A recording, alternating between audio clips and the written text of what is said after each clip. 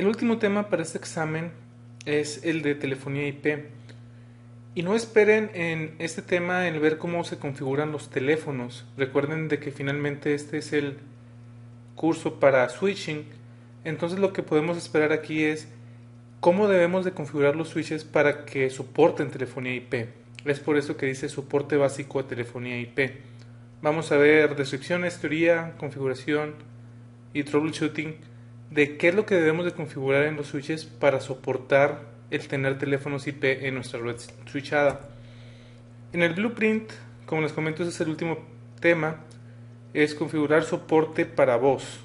Y dentro de él tenemos describir las características de voz en una red, describir las funciones de las VLANs de voz y cuáles son las fronteras en las que vamos a confiar, y configurar y verificar el soporte básico de IP phone, por ejemplo, voice VLANs, qué es lo que vamos a confiar en cuanto a calidad en el servicio y AutoQoS para voz. Lo primero que debemos de pensar es cuáles son los aparatos que vamos a tener en una red, cuáles son los componentes en una red de voz sobre IP. Lo primero y lo más lógico es tener teléfonos IP, que son los que proveen al usuario final voz y algunas aplicaciones extras. Tenemos lo que se conoce como Voice Gateways, que es el que traduce entre la línea de la calle, la PSTN, y la voz sobre IP. Tenemos lo que son los gatekeepers. Los gatekeepers lo que hacen es controlar las llamadas de entrada y también asignan ancho de banda, y también lo que hacen es traducir el número de teléfono a una IP. Tenemos el Cisco Call Manager, que este es el PBX. Ese es el que registra los teléfonos y controla las llamadas en sí. Podemos tener videoconferencias, es decir, unidades de videoconferencia, que eso puede ser un teléfono con cámara o puede ser un aparato especial que no sea un teléfono. Tenemos también lo que se le llama como Multipoint Control Unit, eso también es opcional, que es el tener un aparato que lo que hace es el poder tener conferencias entre 3 o más participantes, eso ya sea en video o en audio. Y también podemos tener servidores de aplicaciones, servicios como Unity Voicemail, que como lo dice aquí es el correo de voz, y hay otra sinnúmero de aplicaciones que podemos tener en telefonía IP. Lo importante aquí es conocer qué es lo que podemos tener, cómo se llama y qué es exactamente lo que hace, es lo que pudiéramos encontrarnos en el examen. También debemos de pensar en qué se requiere en la red para poder tener telefonía IP. Lo primero que se necesita son obviamente teléfonos IP. Debemos de tener también VLANs especiales que son de voz. Esto no es un requisito, pero es altamente recomendable. Tener redundancia en la red también no es un requisito, pero también es altamente recomendable. Seguridad y calidad en el servicio. Seguridad no es necesario, calidad en el servicio es muy necesario. El cableado debe de ser por lo menos categoría 5. También debemos de tener poder para energizar los teléfonos. Hay algunos switches en los que llevan la energía dentro del UTP. Finalmente el teléfono necesita 48 volts, es lo que dice aquí, 48 volts de DC, es lo que ocupa típicamente un teléfono IP. Y esto se puede hacer de dos maneras, ya sea por medio de conectarlo a la pared, o puede ser por medio de los switches que te dan la energía por el UTP. En el caso de que sea por medio del switch, lo que recomienda Cisco es tener un UPS en el switch para que jamás se quede sin energía el teléfono. Te dice que también deberías de tener un generador de energía y que esté operando el switch en las temperaturas adecuadas. Algo importante es el ancho de banda. Si están empezando su red, deben de considerar 75% del ancho de banda, incluyendo lo que viene siendo la voz y el control de llamadas de tráfico. Esto quiere decir que cuando ustedes estén diseñando su red y quieran ver cuánto ancho de banda necesitan, lo que ustedes van a hacer es una lista de voy a tener esta aplicación y voy a usar este ancho de banda, voy a tener esta otra aplicación y voy a usar tanto ancho de banda, voy a tener telefonía IP, voy a tener 100 usuarios y típicamente van a estarse usando 7 llamadas al mismo tiempo. Entonces ya con eso ustedes pueden saber cuál es el ancho de banda que requieren.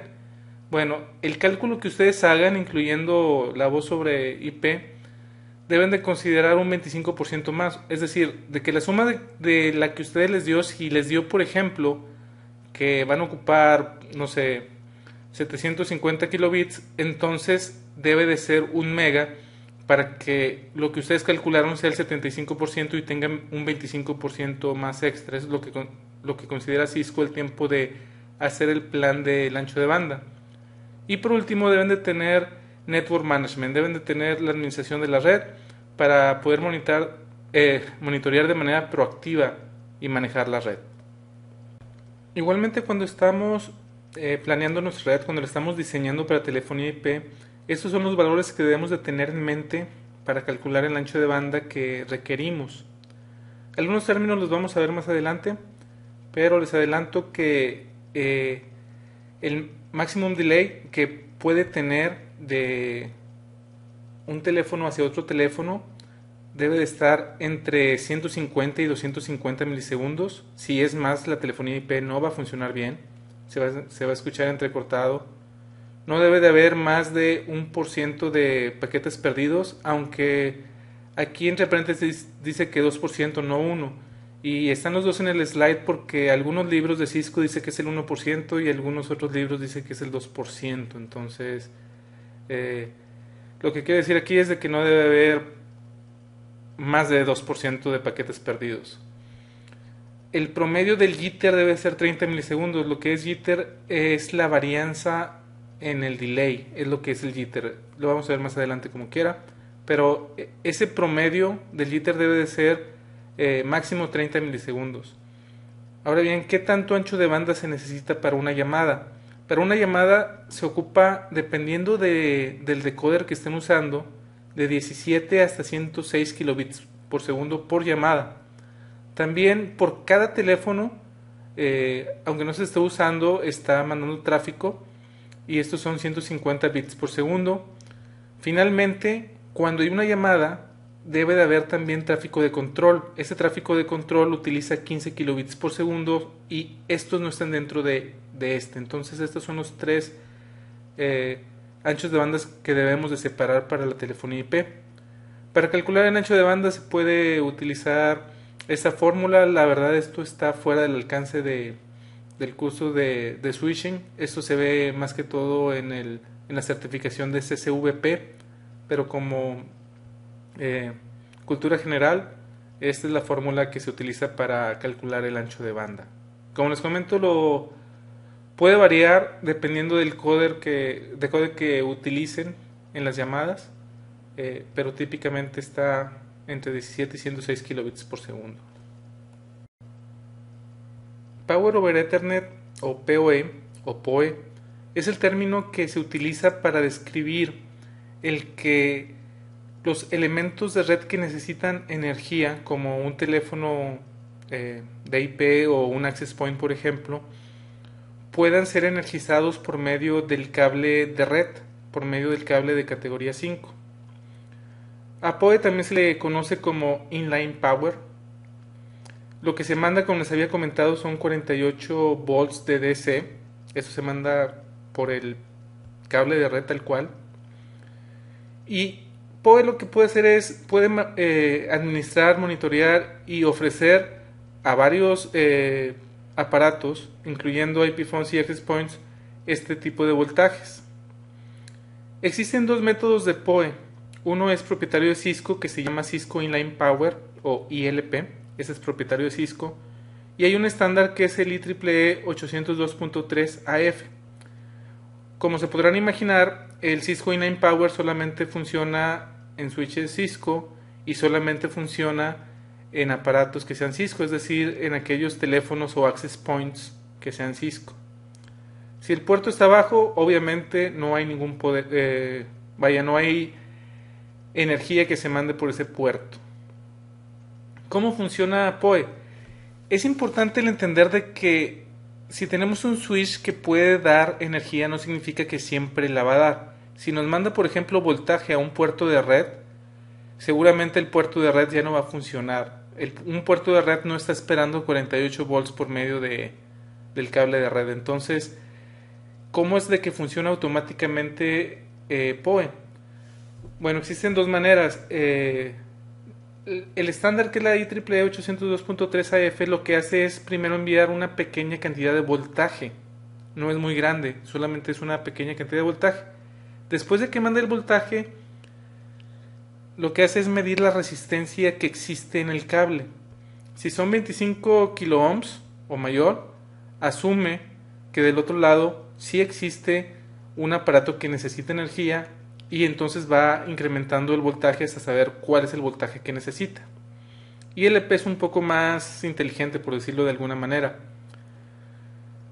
Lo que hace es mandar un tono de 340 kHz, es lo que hace, es mandar un tono, y por default todos los aparatos de Cisco que utilizan PoE tienen un loop físico para que si llega el ILP se les regrese ese tono. Entonces, si se le regresa el tono al switch, ya sabe que del otro lado hay algo, ya sea un teléfono IP o un access point de Cisco, que necesita energía. Entonces, son de las dos maneras. Insisto, no manda poder por todas las líneas, porque si hay una tarjeta de red, por ejemplo, la puede quemar, o seguramente la va a quemar. Entonces, existen esas dos maneras, ya sea el estándar o ya sea por medio del protocolo propietario de Cisco ILP. La IEEE tiene en su estándar 802.3 AF varios tipos de clases de poder. Está el 0, 1, 2, 3, 4. Al día de hoy el 4 no se usa. La diferencia entre el 0, 1, 2, 3 y 4 son cuántos watts necesita el aparato que está del otro lado para interoperar. Todos ocupan 48 volts, pero algunos necesitan de más energía que otros. Imagínense un teléfono monocromático, un teléfono a color. Obviamente el teléfono a color va a ocupar más energía que uno monocromático. Un teléfono pequeño, un teléfono grande. Entonces tenemos el default class, que es el que es por default, que son 15.4 watts.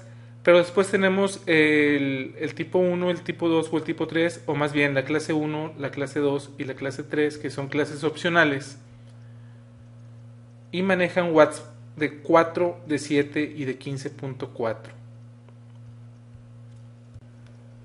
Lo que también es importante conocer para el examen, sobre todo, es por qué cables exactamente se manda la energía.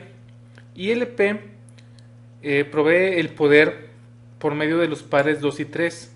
Esto es en el RJ45 los pines 1, 2, 3 y 6. Obviamente lo que manda son 48 volts. Como les comento, todos son 48 volts. La IEEE 802.3 AF utiliza los pares 1 y 4 además de los 2 y 3. Es decir, IEEE puede ser los pares 2 y 3 o puede ser el 1 y el 4. El 1 y el 4 son los pines en el RJ45, son el 4, el 5, el 7 y el 8. La ventaja que tiene ILP cuando tenemos toda la red Cisco es de que lo que utiliza es el protocolo CDP para saber exactamente qué hay del otro lado, si es un teléfono, qué tipo de teléfono es, y ya tiene una base de datos el switch para saber que si es un teléfono 7960 va a utilizar tantos watts, si es un 7940 va a utilizar tantos watts. Entonces esa ya tiene la ventaja Cisco por medio de este protocolo, el saber qué aparato está del otro lado para saber exactamente cuántos watts les va a enviar. Podemos ver en la línea de comandos cuando conectamos un aparato que utilice PoE por medio de estos debugs, la negociación. Lo que vamos a hacer ahorita es entrar al switch y vamos a conectar un teléfono IP, en este caso es un Cisco IP Phone 7940, y también vamos a conectar un access point de Cisco. Primero vamos a conectar el teléfono, vamos a ver el debug y después vamos a conectar el access point y vamos a ver el debug. Ambos soportan Power over Ethernet. Aquí estamos en el switch 4 y básicamente tiene la configuración de default. Por default CDP está habilitado. Entonces lo que vamos a hacer es poner los debugs del slide, que es debug IL Power Controller y debug CDP Packets. En el puerto número 1, en el Fast Ethernet 01, voy a conectar un teléfono en este momento. Ahí lo conecté.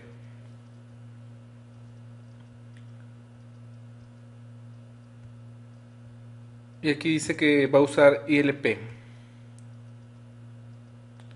Se levantó el puerto y está mandando los paquetes de CDP. Aquí lo que vamos a ver es que le está mandando 15 watts. Este dato es 15.400 miliwatts, que son 15.4 watts. Si se fijan, aquí también nos dice que requiere de poder. Si le damos Show CDP Neighbors, nos dice que este es el device ID y que es un IP phone. Ahora vamos a conectar en el puerto 3 el access point. Ahí lo conecté y básicamente nos va a dar el mismo output, pero el poder en este caso es de 21.7 watts.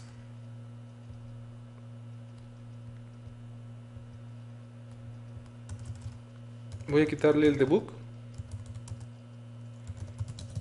y vamos a ver Show CDP Neighbors y todavía no levanta el access point.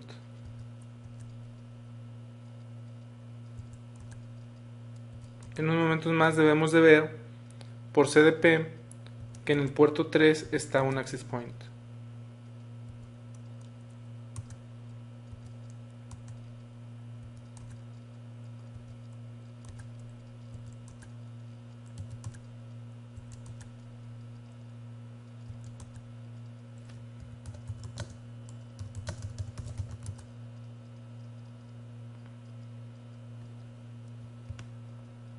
No, lo conecté en el puerto 4 más bien.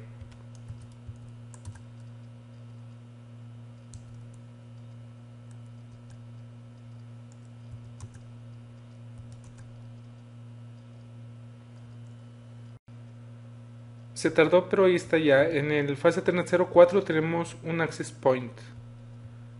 Ese es el device ID y la plataforma es un Air AP 113.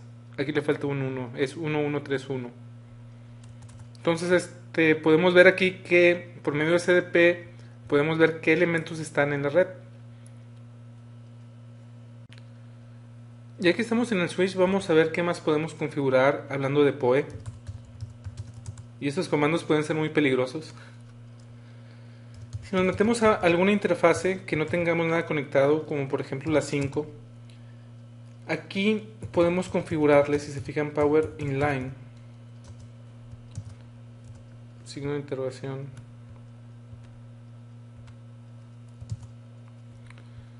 Tenemos estas 4 opciones. Entonces podemos decirle que de manera automática, que es lo que es por default, detecte el Power Inline. Le podemos configurar cuál va a ser el consumo, hablando de watts. Le podemos decir que jamás en ese puerto aplique Power Inline. Y de manera estática le podemos decir cuál es el tamaño máximo de watts que debe de haber en esa interfase. Entonces, en auto también le podemos decir la máxima. Le podemos decir, en ese puerto en particular va a haber máximo 4000 miliwatts. Podemos decirle que jamás va a haber conectado algo que ocupa poder. Entonces jamás va a ser la negociación aunque se le ponga ahí algún aparato que necesite poder. El comando que es peligroso es este, que se llama static. Y esto es para cuando un elemento de red que requiera de poder no pueda negociarlo con el switch por alguna razón. Entonces nosotros podemos decirle de manera estática que en este puerto siempre manda energía. Podemos decirle siempre manda 15.400 miliwatts o 15.4 watts y el voltaje va a ser el mismo, 48 volts. Es muy importante que cuando pongan este comando de static tengan mucho cuidado, porque como les comentaba, seguramente si ustedes conectan ahí una computadora, le van a decir adiós a su tarjeta de red. Entonces este comando es muy peligroso.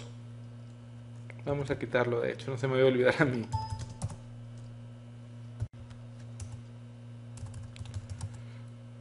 Existe un comando para verificar qué es lo que estamos enviando de PoE, Show Power Inline. Y aquí podemos ver exactamente qué es lo que tenemos enviando y qué clase es. En este caso toda la clase dice no aplica. En la fase 01 el poder finalmente lo negoció a 6.3 watts y el teléfono es un IP phone de 7940. En el fase 04 la operación está en on, la de PoE. La potencia que se está enviando son 12.2 watts y el equipo que está es un access point 1131 AG. Máximo va a enviar 15.4 en cualquiera de los casos. Esos fueron los comandos que vimos en la línea de comandos. El Power Inline. Y para verificarlo, lo único que podemos usar para verificarlo es el comando de Show Power Inline. En este caso nada más está el access point, pero ahorita vimos cuando también estaba conectado el teléfono IP. ¿Qué es lo que pasa cuando conectamos un teléfono a nuestra red? Tenemos un switch, que ese es el switch de acceso donde vamos a conectar a todos los usuarios. Este switch tal vez tenga directamente conectado el Call Manager, que como les comentaba es el PBX, pero eso no nos importa por lo pronto. Bueno, de hecho en este curso no nos importa el Call Manager para nada. Tenemos el switch y cuando conectamos un teléfono IP, lo que realmente estamos conectando es un switch. Es un switch que tiene 3 puertos. Un puerto va conectado directamente al switch. El otro puerto no se ve físicamente en el teléfono y es el que está conectado a la circuitería del teléfono IP. Y tenemos un puerto que sí se puede ver físicamente, que es el que va hacia la PC. Entonces, físicamente podemos ver que un teléfono tiene 2 puertos, uno que va conectado hacia la red y uno que va conectado hacia la PC. El puerto de aquí, el que va conectado del teléfono hacia la red, puede ser un puerto de acceso si solamente tiene una VLAN, o puede ser un trunk especial 802.1Q donde van a ir 2 VLANs, la de datos y la de voz. Ahora bien, en la configuración no le vamos a poner que es un trunk. De hecho, en ningún lado se va a ver que es un trunk, pero internamente es lo que hace. Lo que hace es un trunk para poder enviar 2 VLANs por ahí. Ahorita vamos a ver la configuración, qué es lo que se le pone, y no le ponemos que es trunk.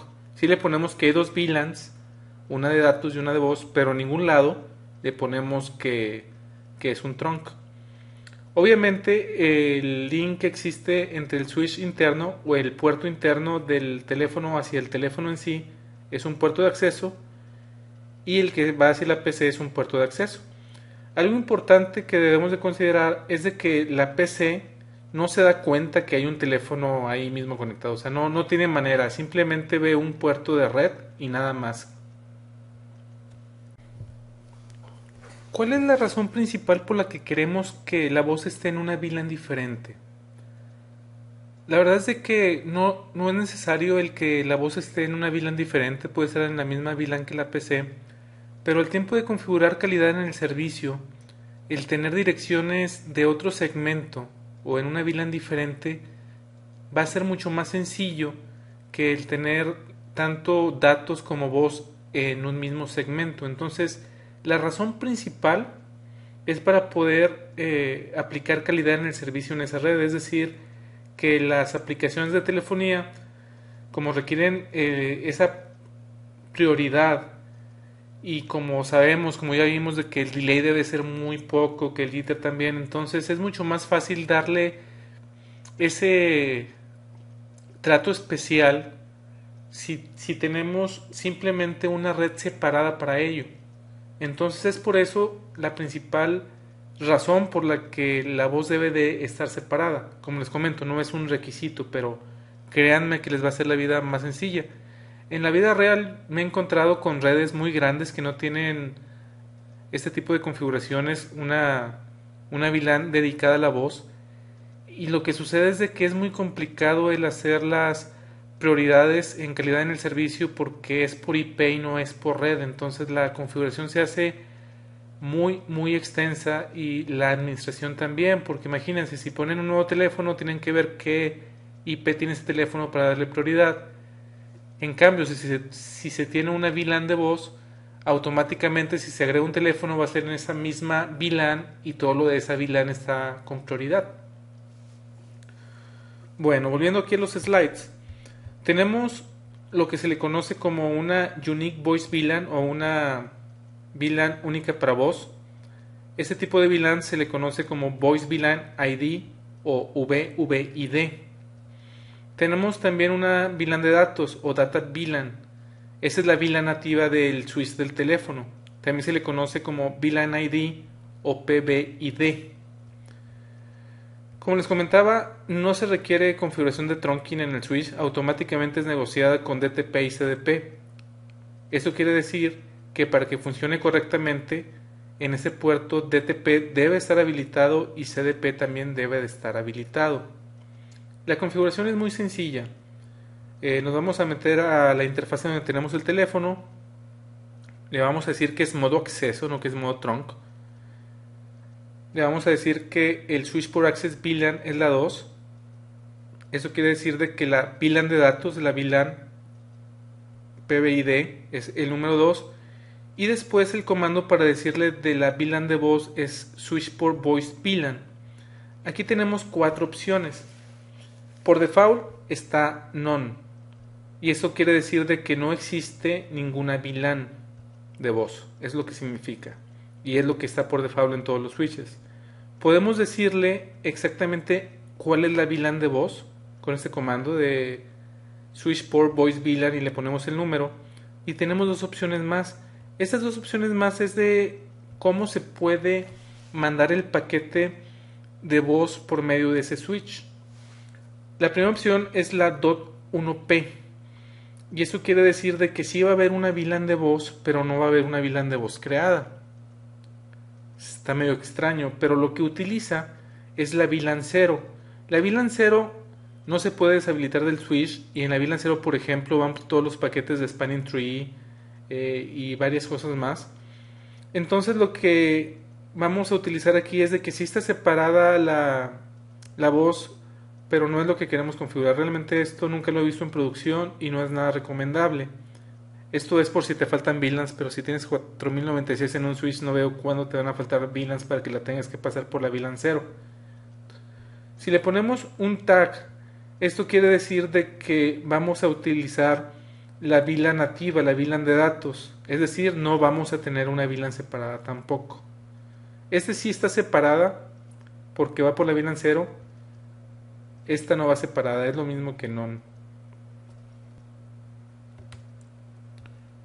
Eso es lo que les comentaba. La VLAN ID significa que los paquetes se van a ir por esa VLAN especial. .1p los va a poner en la VLAN especial, en la VLAN 0. None, no hay trunking. Y un tag, los paquetes de voz van por la VLAN nativa, que es la VLAN de datos. Vamos a configurarlo esto en la línea de comandos. La configuración, como decíamos, es meternos en la interfase donde está el teléfono y le vamos a decir switch port mode access. Después le vamos a decir cuál es la VLAN de datos, que es la nativa para el switch del teléfono. Le vamos a decir, por ejemplo, que la VLAN es la 2. Y le vamos a decir que la VLAN de voz, switch port voice VLAN, aquí están las opciones que teníamos, le vamos a decir que la VLAN 3.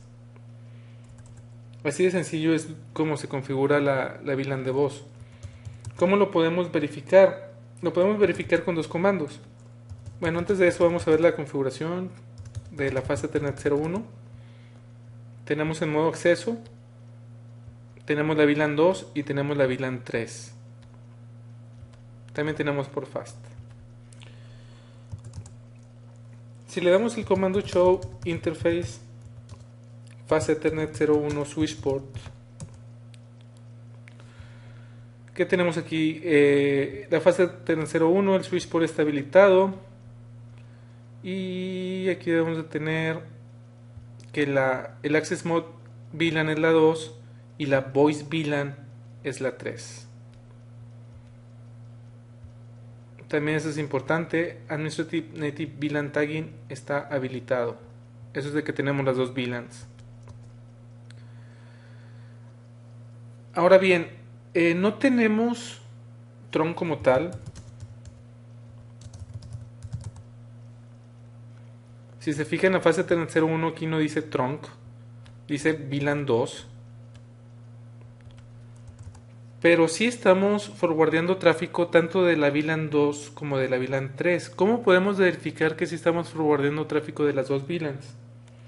Podemos usar el comando show spanning tree en la interfase fase Ethernet 01. En la interfase fase Ethernet 01 podemos ver que la VLAN 2 está en modo forwarding y la VLAN 3 está en modo forwarding.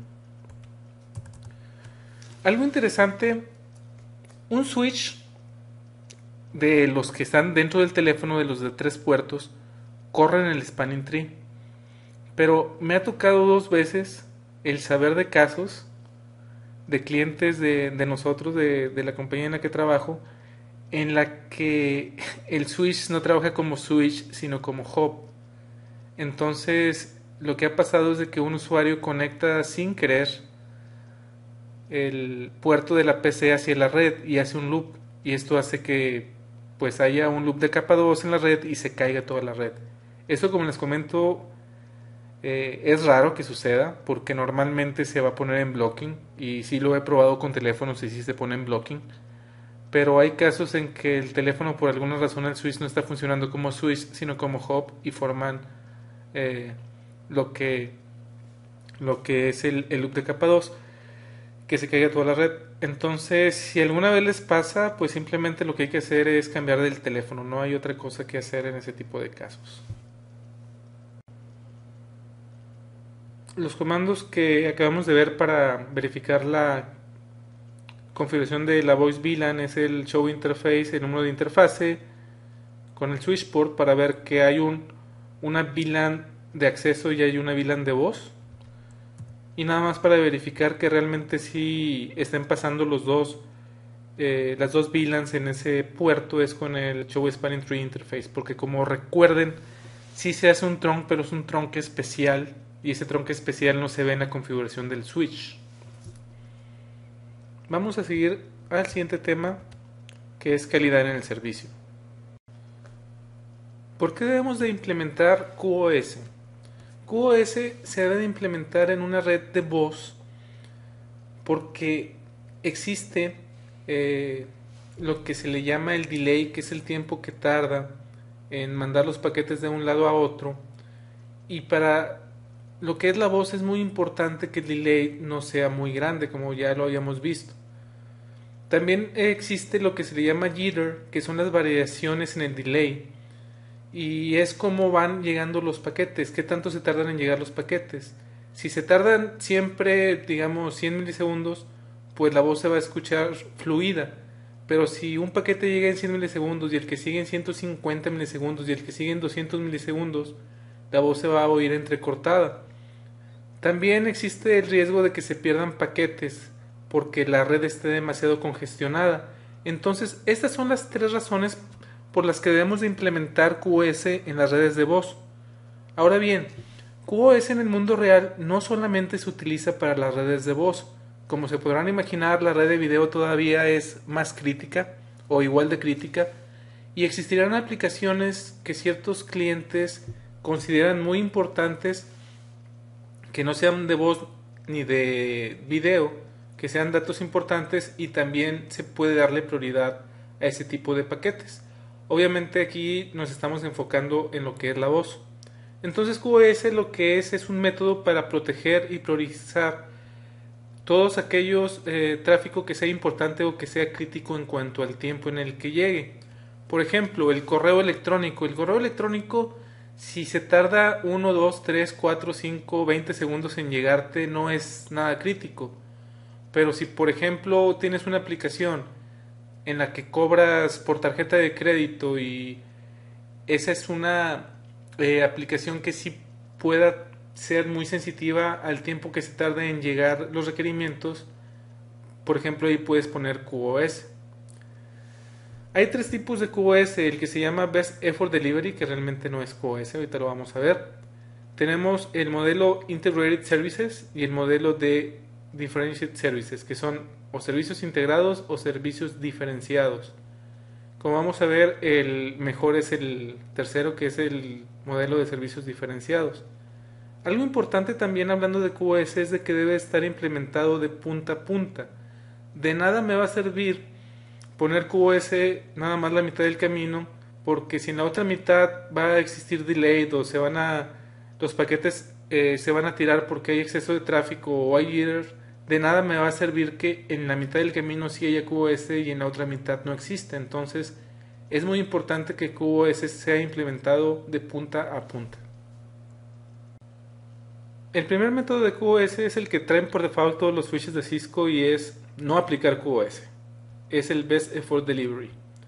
Eso quiere decir que la estrategia es el primer paquete que entra es el primer paquete que va a salir.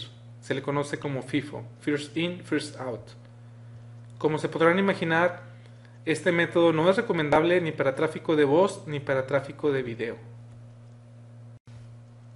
El segundo modelo es el de servicios integrados o Integrated Service Model. Este modelo también es conocido como INTSERV, INTSRV. Lo que hace este modelo es el hacer un camino predestinado para cierto tipo de tráfico. Es decir, ese camino con cierto ancho de banda ya está reservado en todos los saltos que vaya a dar ese paquete entre los diferentes elementos de red, ya sea switches o ruteadores. Lo que utiliza es un protocolo que está definido en el RFC 1633. El protocolo se llama Reservation Protocol o RSVP.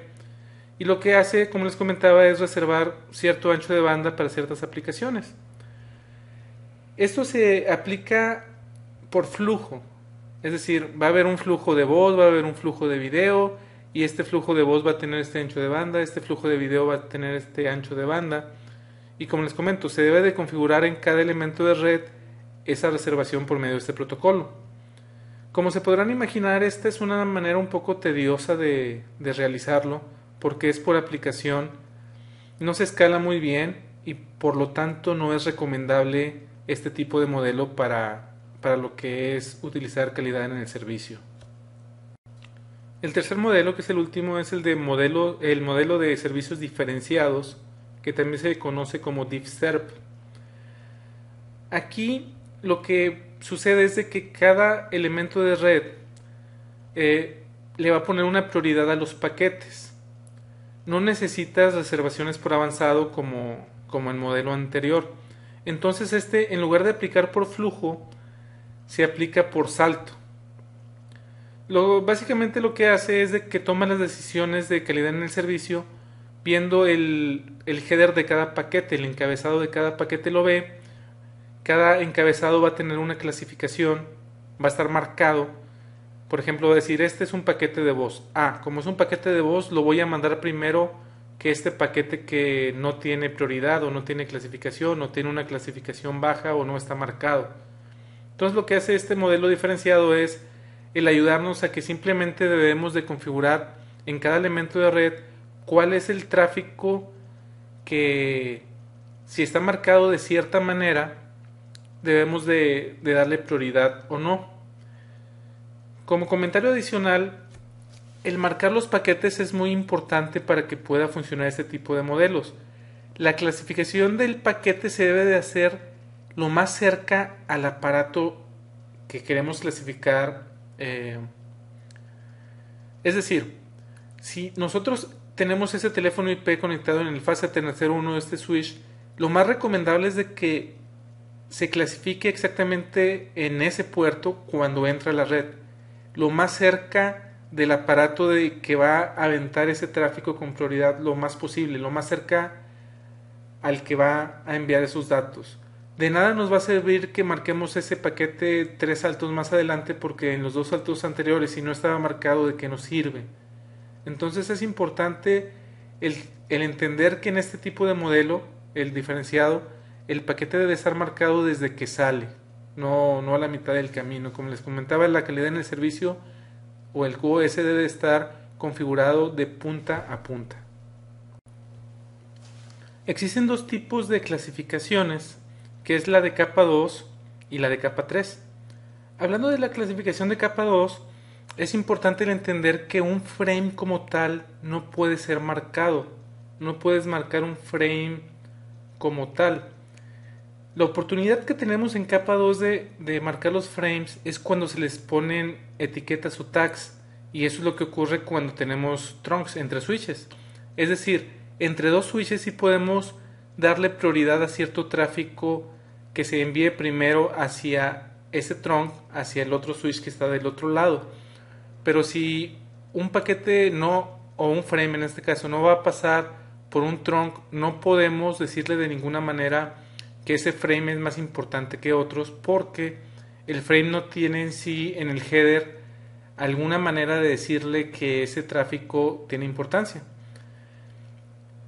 Eso no nos impacta en la red, porque si estamos en un mismo switch y queremos mandar datos, pues por lo regular un switch es demasiado rápido y tienen anchos de banda ahorita hasta de 10G, entonces no es un gran problema. Lo que sí puede ser un problema es de que si hay mucho tráfico entre un switch y otro, ¿cómo le vamos a dar la prioridad a los paquetes de voz? Y eso sí se puede hacer por medio del trunking. Como recordaremos de trunking, existen dos maneras de hacer trunking. Una es por medio del estándar 802.1q o por medio de ISL. Hablando de 802.1q, la etiqueta que se le pone, que es de 12 bits, también lleva un campo, además de la VLAN, lleva un campo de usuario. En este campo de usuario hay algo que se le conoce como los bits de COS, Class of Service, que son 3 bits, y este puede ser un valor entre 0 y 7, donde 7 es la prioridad más alta. Es decir, si un frame está marcado con el tag con el número 7, significa que ese frame en particular tiene más prioridad que cualquiera que sea un 6, 5, 4, 3, 2, 1 o 0. Algo importante que debemos de tomar en cuenta es de que la VLAN nativa no lleva tag en el 802.1q. Como no lleva tag, no le podemos dar un valor de Class of Service. Entonces simplemente va a tener el valor de default y va a ser forwardeado de manera normal, es decir, best effort. ISL, la etiqueta que ISL usa es la de 15 bits, donde está la VLAN ID y hay un campo que se llama type field, que es de 4 bits. Bueno, los 3 bits menores de esos 4 bits son los que se utilizan para utilizar el COS. Igualmente el 7 es el que tiene mayor prioridad. ISL, como debemos de recordar, le pone tag a todos los frames, es decir, no hay una VLAN nativa, no existe el concepto de VLAN nativa en ISL. El COS se puede propagar entre redes que tengan ISL y 802.1q, entonces no hay ningún problema si en un switch tenemos ISL y en otro tenemos 802.1q.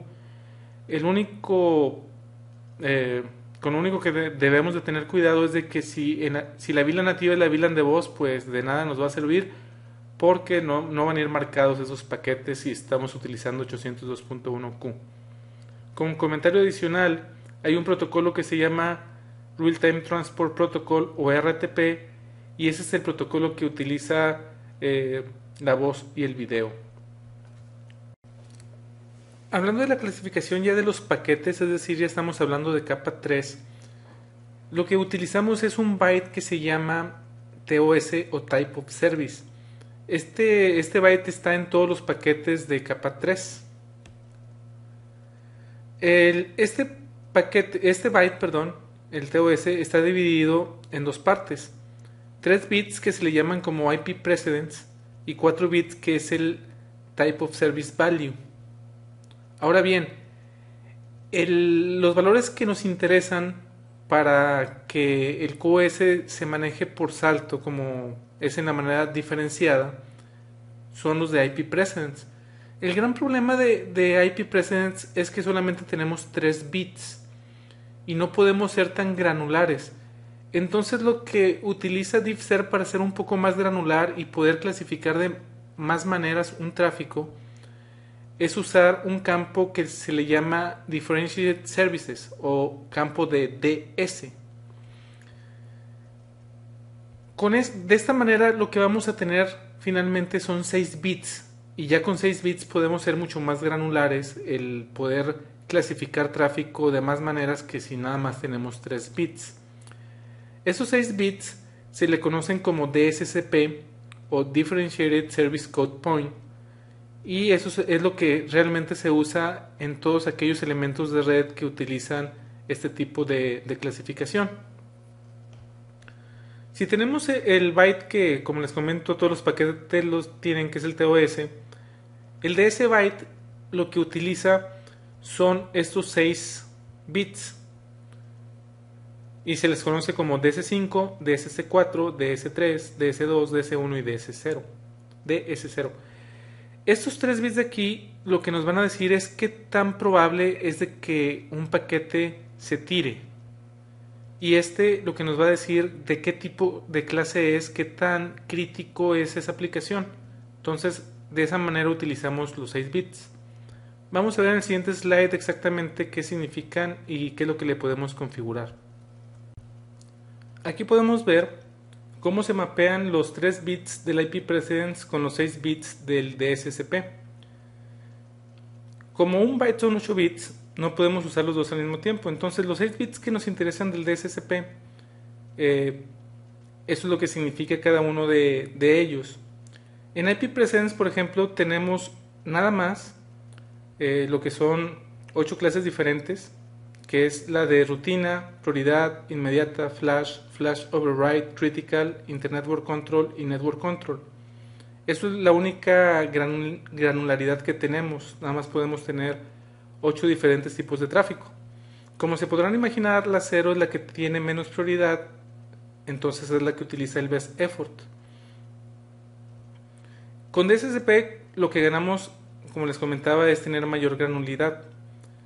También tenemos una clase de default que es la 0 y eso quiere decir que simplemente va a mandar el paquete, el primero que entra es el primero que sale. De aquí en adelante tenemos las primeras 4 clases que se llaman AF. Ese es cómo se va a comportar cada salto. AF significa Assure Forwarding.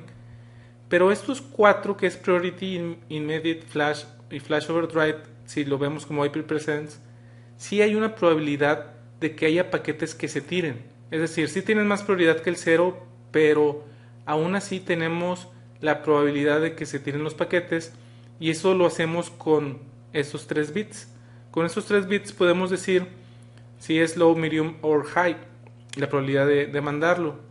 AF11 significa que es low, AF12 significa que es medium y AF13 es la que significa que es high. Esa es la probabilidad de que ese paquete sea tirado. El valor de DSCP, que son 6, sería el 10, 12 y 14. Aquí no están en binario, pero pues es nada más de hacer la conversión. La 2, que es inmediata, tenemos también probabilidades de que se tiren y los valores o el code point name es AF21, AF22 y AF23. Y si vemos el byte como tal, el valor sería 18, 20 y 22. En el 3 tenemos estos, en el 4 tenemos estos. Ahora bien, las clases 5, 6 y 7 no tienen un valor de drop porque en teoría esos nunca se van a tirar. Claro de que si la red está súper congestionada pues se van a tirar, pero estos no tienen una probabilidad porque no se ve como opción el tirarlos, aunque como les comento, si está muy congestionada la red pues se tirarán. El code point es EF y significa Expedited Forwarding. Ahora bien, este es el valor que por lo regular marcamos la voz con el EF, que es crítico, y es el valor 46. Este sí lo pongo en binario, que es 10, 11, 10. Este valor es con el que se marca la voz. Tenemos también el Internet Network Control y el Network Control. Como les comentaba, pues la clase 0 es la clase de default, es best effort nada más. Del 1 al 4 AF es de que sí tienen más prioridad que la 0, pero no, como les comento, sí existe la probabilidad de que se tiren los paquetes aunque no esté congestionada la red. La clase 5, como les comentaba, es el Expedited Forwarding, y es como se clasifica la voz por lo regular, o como se debe de clasificar la voz. Y por último, las clases 6 y 7 son las que utiliza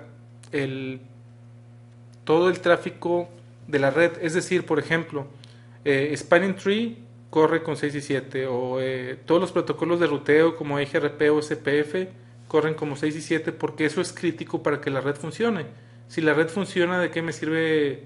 Si la red no funciona, ¿de qué me sirve estar enviando paquetes con prioridad? Entonces, los paquetes que tienen más prioridad obviamente son aquellos paquetes de control como los de ruteo, como los del Spanning Tree, por ejemplo. Antes de ir a la línea de comandos, lo que debemos también tener muy claro es cuáles son las fronteras en las que vamos a confiar cuando alguien marque un paquete. Esto de aquí, que es un teléfono IP con su switch interno, obviamente debemos de confiar en esta interfase de aquí, de que si sale marcado un paquete, que todos los paquetes deben de salir marcados, debemos de confiar en él. Entonces este link también lo debemos de confiar en él. Sin embargo, el que va de la PC, no debemos de confiar en él. Es decir, una PC no debe de mandar tráfico con prioridad, ¿no? Y si lo manda, no debemos de confiar en él. Es decir, no le vamos a hacer caso. Entre switches sí vamos a confiar y vamos a usar, como recuerdan, el COS que va en el tag. En eso sí vamos a poder confiar. Acá que está el Call Manager o cualquier elemento que tenga que ver con telefonía, también debemos de confiar en él. Si hay una PC conectada directamente, no podemos confiar sus paquetes. Y finalmente, si tenemos aquí una nube, ya sea de internet o de lo que sea, una nube externa, no debemos de confiar tampoco en ella. Entonces es importante el saber en dónde está nuestra frontera de lo que debemos de confiar y en lo que no debemos de confiar. Entonces, de lo único que debemos de confiar es de lo que está directamente conectado a un equipo que tenga que ver con telefonía o con voz o con video. Cualquier otra cosa que esté conectada que no sea eso, sea una impresora o sea una computadora, no podemos confiar en ella. También debemos de confiar en los trunks entre los switches. También es importante notar que, como ya les había comentado, debemos de marcar los paquetes lo más cerca del aparato en cuestión posible. Es decir, aquí lo vamos a marcar en este punto. No nos interesa marcarlo después porque, por ejemplo, si recuerdan el primer módulo de este curso donde veíamos la red jerárquica, no nos interesa marcar el tráfico en el core de la red, porque el core finalmente el trabajo es el poder switchar paquetes lo más rápido posible. No es nada recomendable el estar marcando paquetes en el core si finalmente en el core no debes de tener nada conectado más que switches. Entonces no debemos de marcar paquetes en otro lado más que lo más cerca posible de donde están saliendo esos datos marcados. Ahora vamos a ver cómo vamos a configurar la parte de calidad en el servicio en los puertos donde queremos confiar los paquetes que ya vienen marcados o los frames que ya vienen marcados. Nos vamos a ir a la interfase FACET01, que es donde tenemos el teléfono IP. Antes de eso, a nivel global, tenemos que poner el comando mlsqos. Ahora sí, nos vamos a ir a la interfase. Y en la interfase el comando es mlsqos trust. Aquí le podemos decir, por ejemplo, que lo que tenemos ahí conectado es un teléfono de Cisco. Entonces le ponemos Cisco Phone. Con eso automáticamente lo que le estamos diciendo al switch es de que si viene un paquete marcado, sí le crea que viene marcado porque viene de un teléfono de Cisco. Esto lo va a tomar en la VLAN de voz y solamente en la VLAN de voz. La VLAN que no sea de voz no le va a hacer caso a lo que viene marcado a menos de que se lo digamos.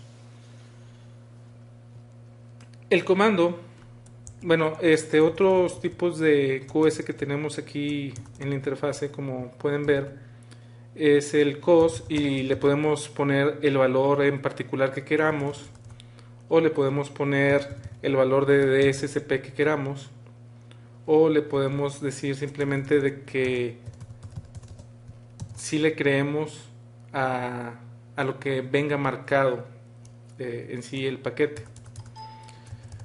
El más importante para este examen, como les comentaba, es el que dice Trust Device Cisco Phone. Ahora bien, otro comando que también es importante para este examen es aquí mismo en la interfase. Si le ponemos el comando switchport priority extend, tenemos aquí dos valores, COS o trust. Si le ponemos COS, lo que le vamos a decir es de que la VLAN de datos va a tener una prioridad que le vamos a dar aquí. Es decir, estos comandos, cuando vean un extended en un comando de prioridad, significa que estamos hablando de la VLAN de datos, no de la VLAN de voz. Entonces aquí le podemos decir cuál es la prioridad de los datos en sí. Por default, no le creemos a la PC, como les comentaba, qué es lo que mandan. Pero si nosotros queremos que si una PC en particular, porque a lo mejor no es una PC sino es un servidor, y ese servidor es de telefonía, y necesitamos que si salen marcados los paquetes que salgan de ahí, si le creamos, le vamos a dar este comando. Con este comando lo que le estamos diciendo es de que sí le vamos a hacer caso a lo que salga marcado de la VLAN de datos. Ahora bien, algo importante y muy importante que debemos de tomar en cuenta es de que si no utilizamos este comando, el switch interno del teléfono lo que va a hacer es, no importa lo que mande la VLAN de datos, le va a poner 0, es decir, best effort. Tenemos que ponerle este comando para que no lo sobrescriba con 0. Si, por ejemplo, ese servidor manda un paquete con el número 6 de COS, si no tenemos este comando, el switch interno del teléfono lo va a poner como 0 y lo va a forwardear. Si le ponemos este comando, el dato que vaya es el que va a tomar. Entonces esto es bien importante.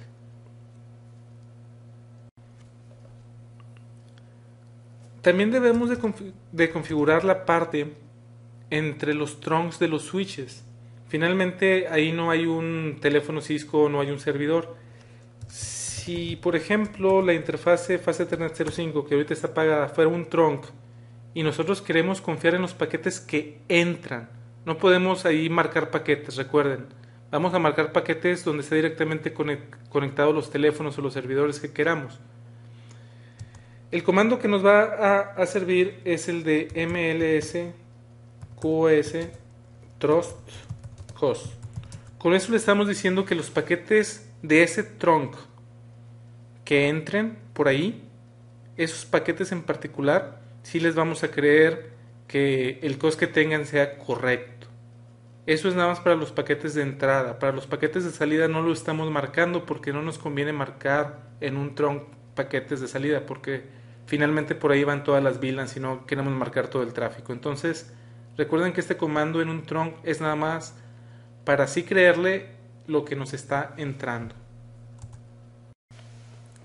La configuración manual de calidad en el servicio es una configuración muy compleja que va más allá del alcance de este curso o del examen en sí de switching. Hay una certificación que es la CCIP o también existe la de CCVP, en la que para poder lograr esa certificación tienes que pasar un examen de QoS, es todo un examen de QoS y ahí sí se ve a detalle cómo se configura manualmente un switch y un router para manejar calidad en el servicio. Cisco también tiene un feature que se le llama AutoQoS y con esto va a ser muy simple la configuración y nos va a ayudar bastante. Créanme que esto lo he visto en producción y sí funciona de manera increíble. El tener este tipo de features te ayuda mucho porque los comandos de QoS no son muy sencillos. No que estén tan complicados, pero simplemente hay que hacer mucha planeación y marcar en todos lados y verificar que todo esté bien. La verdad sí no es tan sencillo el hacerlo, es muy tardado también. Entonces, ¿en qué nos va a ayudar AutoQoS o calidad en el servicio automática? Es que vamos a tener una configuración simple, reduce la complejidad, automáticamente nos va a configurar los parámetros de QoS. Este es un comando macro, esto quiere decir de que el tiempo de que nosotros pongamos este comando, en el switch van a aparecer líneas que no teníamos, que las pone automáticamente por medio de este macro. Hay que tomar en cuenta que todos los comandos que ya teníamos de QoS pueden ser borrados o pueden ser sobrescritos. Entonces, si tenemos algo de QoS y le ponemos después AutoQoS, nos puede borrar toda la configuración que ya teníamos. Cisco recomienda configurar AutoQoS nada más en los switches de acceso. ¿Por qué? Porque finalmente en los de acceso es donde vas a tener los teléfonos y no nos interesa marcar tráfico en otro lado más que ahí. Basado en las mejores prácticas de Cisco te dice de que no es recomendable para todos los ambientes de redes porque hay algunos casos en particular en el que no va a funcionar correctamente. Lo que debemos de tomar en cuenta antes de poder usar AutoQoS es de que CDP y CEP deben estar habilitados en el puerto donde está el teléfono. ¿Qué es lo que hace QoS?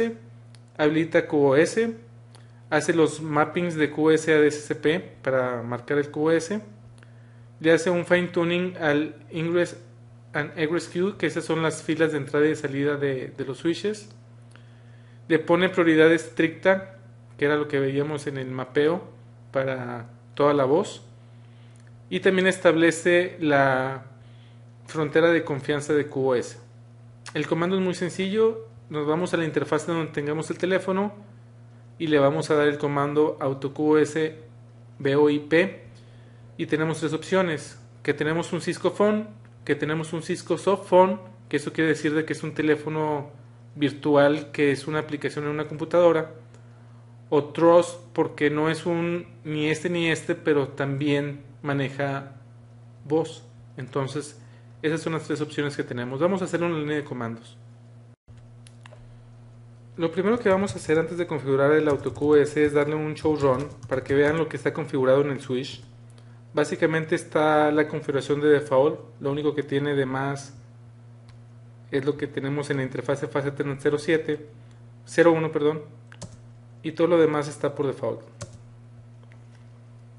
Vamos a poner un debug AutoQoS para ver qué es lo que va a estar haciendo cuando lo configuremos, y nos vamos a ir a modo de configuración, nos vamos a ir en la interfase fase Ethernet 01 y le vamos a poner el comando AutoQoS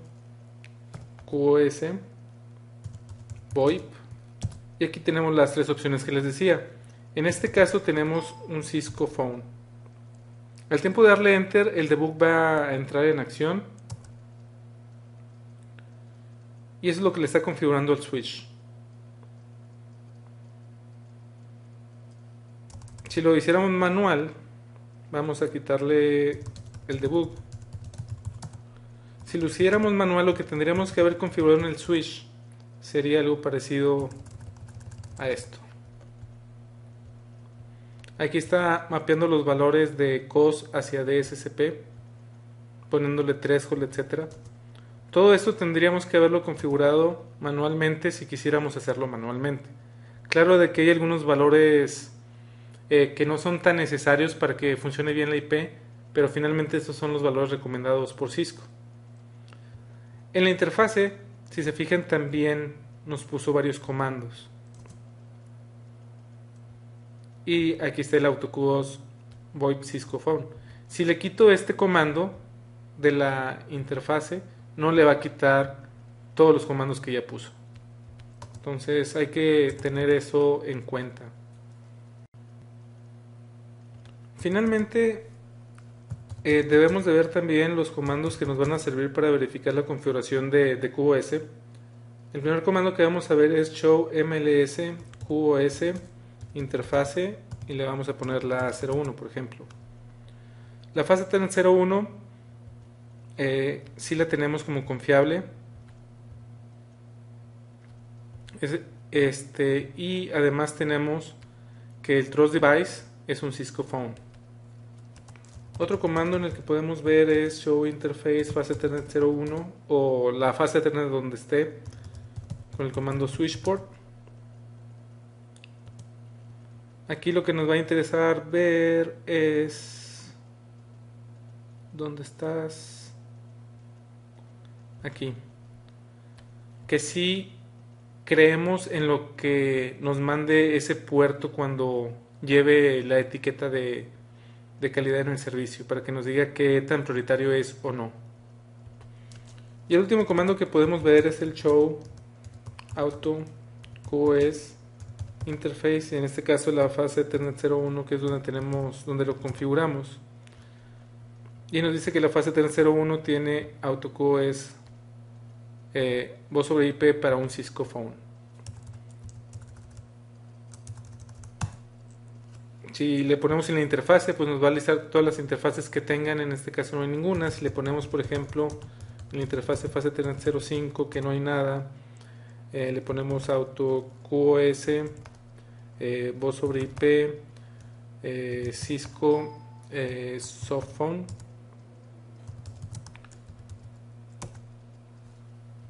Aquí nos dice que en la 1 hay un Cisco Phone y en la 5 está un Cisco Softphone con AutoQoS.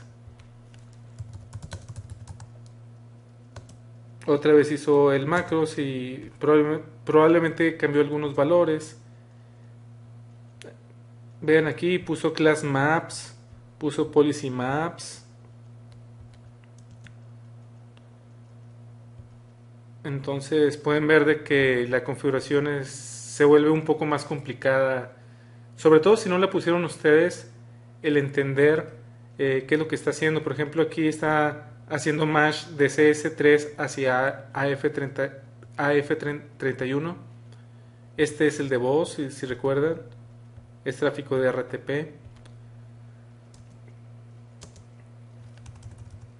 Esa es la manera más fácil de habilitar calidad en el servicio en un router, en un switch, quiero decir.